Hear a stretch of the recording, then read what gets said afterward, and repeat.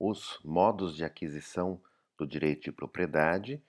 Nessa aula, nós vamos tratar dos modos derivados de aquisição da propriedade, depois os modos especiais, né? Nós vimos na aula passada os modos originários de aquisição da propriedade, ou seja, daqueles que originam um novo direito de propriedade que tem uma relação direta entre o novo proprietário e a coisa, porque a coisa é nova ou não se sabe mais quem é o proprietário.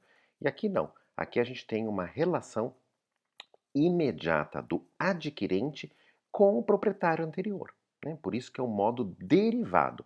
O direito de propriedade novo deriva de um direito de propriedade anterior. Então, por isso que a gente chama aqui também de modos de transferência do direito de propriedade. Eles são importantíssimos no direito romano. O primeiro deles, nós já falamos esse termo diversas vezes esse semestre, e aqui finalmente nós vamos então tratar da mancipatio. Quando a gente fala da mancipatio, a gente está falando de um modo derivado de aquisição do direito de propriedade, vindo lá do direito quiritário, ou seja, daquele direito mais antigo dos romanos. Por isso, então, do ius civile, que só podia ser feito pelos cidadãos romanos, e que vai tratar da transferência de res mancipi. Espero que todos lembrem quais são as res mancipi, ou seja, os escravos, os terrenos itálicos, as servidões prediais e os animais de tira e carga. A mancipatio é um ritual formal, bastante antigo e que traz uma série de características. Bom, primeiro precisa, todos os que vão participar precisam ser cidadãos romanos, ius civile. Então a gente precisa de o adquirente, precisa daquele que está transferindo o direito de propriedade. A gente precisa de uma figura que vai se chamar libripens, é um porta-balanças, é alguém que vai carregar uma balança. Isso tem uma explicação histórica, porque a emancipação é tão antiga que ela existia antes da moeda, então precisava de uma balança para pesar o material precioso, prata, ouro, para se fazer essa transação. E precisa de mais 5 testemunhas.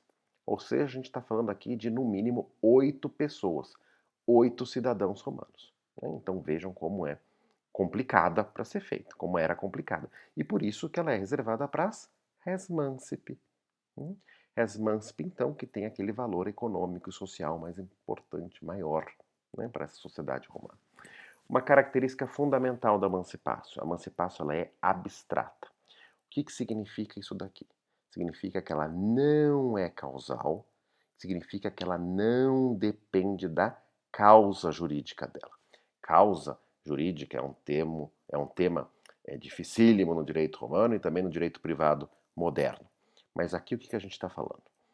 A emancipatio ela vai ser realizada em razão de um motivo anterior. Concordam? Se eu vou transferir, se Caio vai transferir um escravo, res mancipi, para Tício, tem que ter algum motivo ele estar fazendo isso. Pode ser uma doação? Pode ser uma doação, mas o motivo então aqui é um contrato de doação. Pode ser que Tício, o que ele fez? Ele comprou esse escravo de Caio. Então o motivo aqui seria um contrato de compra e venda, que nós vamos ver lá no direito das obrigações. Então a emancipatio sempre tem uma causa, mas ela não depende dessa causa. O que significa isso? Significa que, por ela ser abstrata e não depender dessa causa, se essa causa, vamos pensar no nosso exemplo, um contrato de compra e venda de um escravo. Se essa causa for anulada, por um vício do negócio jurídico, por exemplo, a gente viu a aula sobre os vícios do consentimento, vai se anular a compra e venda, mas não se anula a emancipatio. A emancipatio só vai ser anulada se tiver um vício formal aqui nesse procedimento. Não tem 5 testemunhas, não são cidadãos romanos, não tem libripens. Tem que ter um vício formal.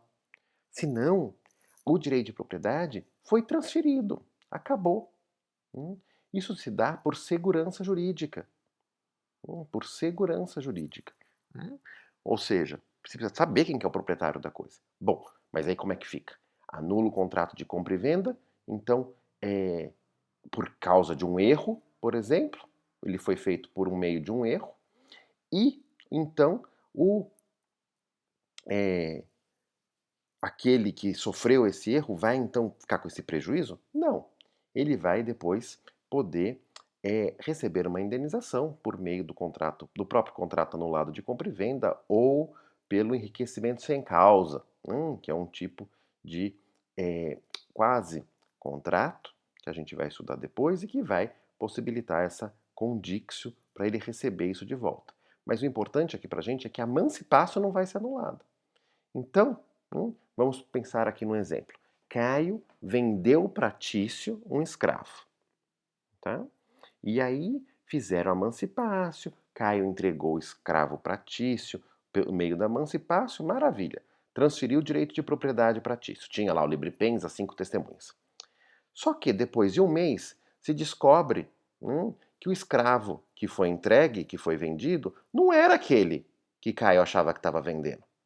Ou seja, foi um por erro de objeto.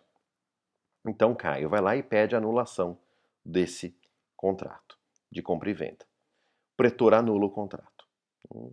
O escravo não vai voltar para o Caio, porque ele já foi transferido, ele está lá com o Tício.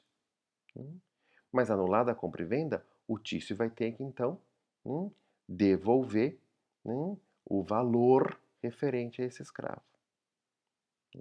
Para que Caio então não tenha um prejuízo. Porque anulando o contrato de compra e venda, Tício vai receber de volta o preço que ele tinha pagado pelo escravo. E ele não vai poder ficar com o escravo e com o dinheiro, concordam? Mas vai precisar de uma outra ação de Caio para que ele receba esse dinheiro de volta. Essa é a característica da emancipação ser abstrata. Não é simples, tá? Prestem bem atenção nisso, porque é bastante abstrato, com perdão do trocadilho, mas não é muito abstrato juridicamente. O importante é isso, que a emancipação não depende da sua causa. Então, se a causa for anulada e gerar esses efeitos da anulação, a emancipação não será afetada. Continua, ela produziu aqueles efeitos que ela produziu. Ela só pode ser anulada se tiver um vício formal. Mas não se preocupem com a anulação do contrato de compra e venda, porque, ou de outro contrato, porque pode ser resolvido por meio do enriquecimento sem causa. Ou seja, Tício, no nosso exemplo, não vai ficar com o escravo e com o dinheiro de volta. Ele vai, Caio vai receber isso por meio dessa outra ação. Certo? Vamos passar para o nosso segundo modo derivado, que é a in iure cessio. Tradução aqui seria sessão em juízo, mas é uma tradução muito ruim, então preferimos usar o termo em latim in iure cessio. Aqui é uma questão processual, então não é um ritual como a emancipação. E ela serve tanto para coisas mancip como nec mancip. E ela também é abstrata como a emancipação como vocês já sabem o que significa isso. Agora, como funciona esse in iure cessio? Aqui é bastante interessante, complicado por um outro motivo. Aqui, imaginem que, então, Caio e Tício, nesse nosso exemplo, que um vendeu um escravo para o outro, querem fazer essa transferência por meio da in iure cessio e não da emancipação, tá? Sem problema nenhum. Mas como isso é feito? Tício, que comprou o escravo, pega esse escravo que Caio entregou e entra com uma ação reivindicatória desse escravo, uma reivindicatio. Ele diz em juízo: olha, eu sou o proprietário desse escravo. Ele é de fato, na verdade? Não é. Por quê? Porque não foi feito nenhum tipo de transferência e é uma res mancipe. Precisava da emancipação. Não foi feito. Mas aí em juízo o que vai acontecer? Ele vai falar, lembrem que probatio diabolica. Ele vai provar que ele é proprietário. Mais do que isso, Caio, que está querendo transferir, vai lá em juízo e não fala nada. Vai falar assim, não, o proprietário é Tício mesmo. O que acontece? A sentença judicial vai dizer que o proprietário é Tício. e vai acabar com isso transferindo por meio desse processo, por meio de uma decisão judicial, essa coisa. Por isso que também se fala de um modo derivado aqui, uma transferência desse direito de propriedade. Por fim, a mais simples de todas essas formas é a tradício, né, ou tradição. O que é a tradício? É a entrega da coisa, que funciona para o direito moderno também. Quando alguém compra um pão de queijo lá no Ivan, né, vamos lembrar da nossa faculdade, a distância, agora, infelizmente, alguém que compra um pão de queijo no Ivan, ninguém vai fazer nenhum tipo de transferência de propriedade complexa, concordam? O que vai se fazer? Se entrega esse pão de queijo. Alguém compra um livro numa livraria, vai lá e se entrega esse livro. É o modo de transferência do direito de propriedade das coisas móveis. Aqui, ela é causal. Então, se anular a causa, anula a tradício também. Vocês já sabem o que significa isso. Vai se transferir, na verdade, de fato, a posse. Se transfere a posse. E a gente tem alguns tipos, tá, de tradício, né, além dessa tradício normal. Pode-se fazer uma tradício simbólica, por exemplo, e se entregar uma chave. Imagina um automóvel. Não tem como alguém vai carregar o automóvel e entregar para o outro. Não, se entrega a chave, simbolizando então essa tradício. Pode ser uma tradício chamada longamano, que é quando uma coisa está distante, numa cidade diferente, por exemplo. Então se faz à distância, por isso longamano. Como nós agora, né, na pandemia. Tudo é longamano. Bom, pode ser uma tradício breve-mano. Aqui é também interessante para os casos em que aquele que vai receber a coisa já está com a coisa. Tá? Imaginem a situação seguinte: eu emprestei um livro para alguém, e essa pessoa vai me devolver o livro e fala assim: olha, professor, você não quer vender esse livro para mim? Eu falo: ah, tudo bem, eu vendo para você, tenho outro exemplar, a gente acerta um preço e vende, ou seja, compra e venda. Teria que fazer essa tradição, ou seja, ele vai devolver o livro para mim para depois eu poder entregar para ele? Não faz sentido nenhum, né? Por isso se faz a tradício breve mano. Ele já está com a coisa, ele fica com a coisa. Tá?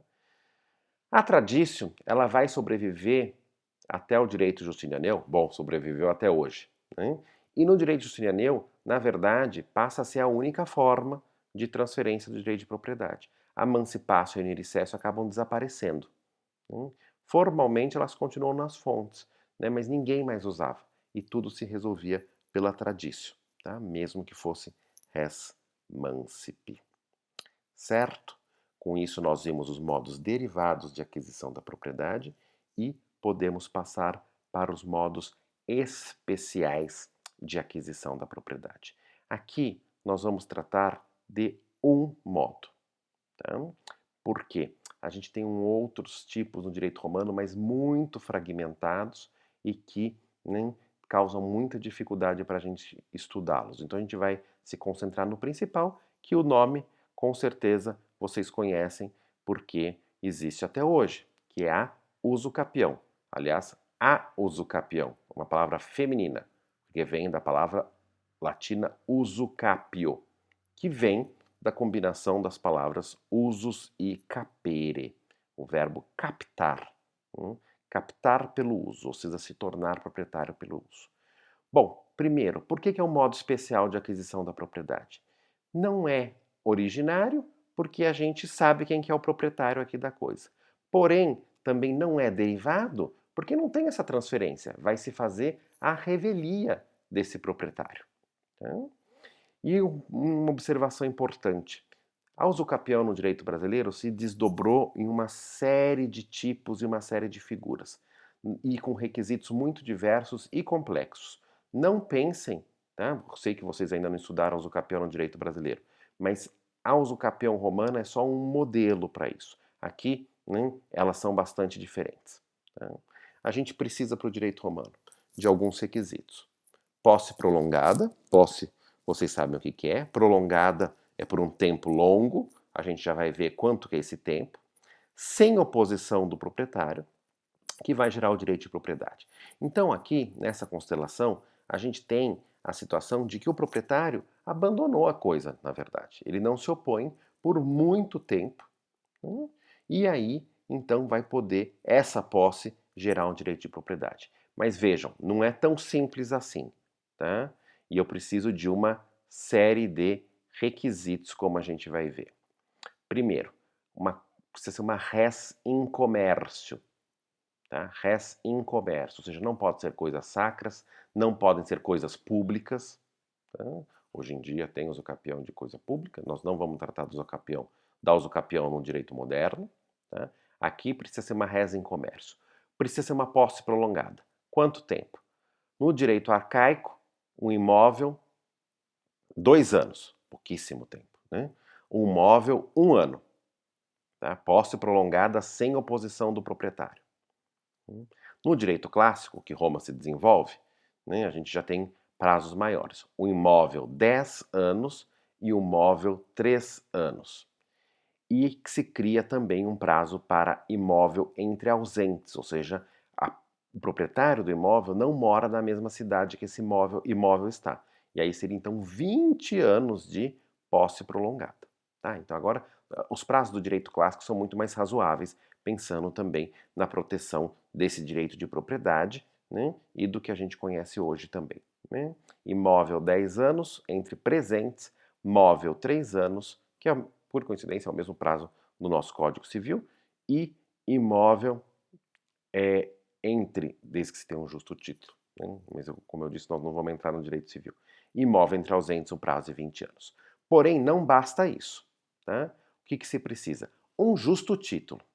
Tá? Um justo título. O que é isso?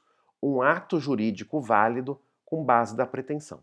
Ou seja, aqui a usucapião romana não vai servir em nenhuma situação para alguém que invadiu o imóvel, né, e ficou lá 20 anos. Não adianta nada disso, porque ele não tem esse justo título, ele não tem um ato jurídico válido. Ele tem a invasão dele, que é de má-fé. Precisa aqui de um ato jurídico válido. Por exemplo, um contrato. Tá? Um contrato de compra e venda. Por exemplo, um contrato de compra e venda sobre um imóvel em que não se faz emancipatio. E aí está lá a pessoa, o comprador está lá no imóvel, então ele vai adquirir por meio da usucapião, pode demorar anos, né?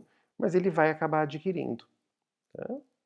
Então aqui a gente precisa de um ato jurídico válido. Eu dei exemplo de contrato de compra e venda, por quê? Porque o contrato de compra e venda vai gerar, né, a obrigação de se transferir o direito de propriedade. O contrato de compra e venda não transfere direito de propriedade, como a gente vai ver posteriormente, e como vocês já podem entender, porque a gente está vendo que o que gera a transferência de propriedade são o quê? Modos derivados de aquisição da propriedade. E a gente não falou nada de compra e venda, não é mesmo? E de nenhum contrato, na verdade. Falamos de emancipatio, inudicessio e de traditio. Bom, então, aqui não basta ser um contrato qualquer esse justo título. Se o contrato é de comodato, por exemplo, um empréstimo a título gratuito, eu emprestei a casa para alguém, não vai a pessoa me falar depois que vai adquirir por usucapião, obviamente. E precisa de boa fé. Ou seja, a pessoa, quando iniciou essa posse prolongada, acreditava que, né, era o proprietário da coisa. Precisa dessa boa fé. Com isso, então, inicial, né, a gente termina os modos de aquisição da propriedade e vamos passar na próxima aula para os direitos reais sobre coisas alheias, né, nos encaminhando para o término desse módulo de direitos reais.